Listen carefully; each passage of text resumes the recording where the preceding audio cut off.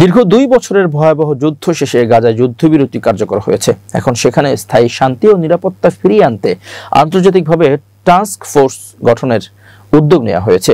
এতে অংশ নিতে প্রস্তুত নিচ্ছে তুরস্কের সেনাবাহিনী। তুরস্কের রাষ্ট্রীয় বার্তা সংস্থা আনাদোলু এজেন্সি জানিয়েছে, ইসরায়েল ও হামাসের মধ্যে যুদ্ধবিরতি চুক্তির পর গাজায় শান্তি রক্ষায় আন্তর্জাতিক টাস্ক ফোর্স গঠনের প্রক্রিয়া চলছে।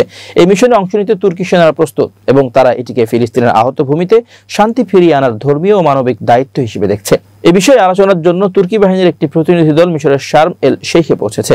এর আগে দিনই প্রেসিডেন্ট রিসেপ তাইপ এরদোয়ান গাজায় সেনা পাঠানোর বিষয়ে সবুজ সংকেত দেন। অন্যদিকে যুক্তরাষ্ট্রের সেন্ট্রাল কমান্ড গাজায় একটি সিভিল মিলিটারি কোঅর্ডিনেশন সেন্টার গঠনের ঘোষণা দিয়েছে। এএফপি জানায়, এই কেন্দ্র মানবিক কার্যক্রম সমন্বয়, নিরাপত্তা সহায়তা প্রদান এবং আন্তর্জাতিক সিদ্ধান্ত বাস্তবায়নের দায়িত্ব পালন করবে। ওয়াশিংটন জানিয়েছে, দখলকৃত অঞ্চলে প্রায় 200 মার্কিন সেনা পাঠানো হবে, তবে তাদের ভূমিকা হবে কেবল মানবিক সহায়তা ও নিরাপত্তা সমন্বয়ে সীমিত, গাজার ভেতরে সামরিক হস্তক্ষেপে নয়।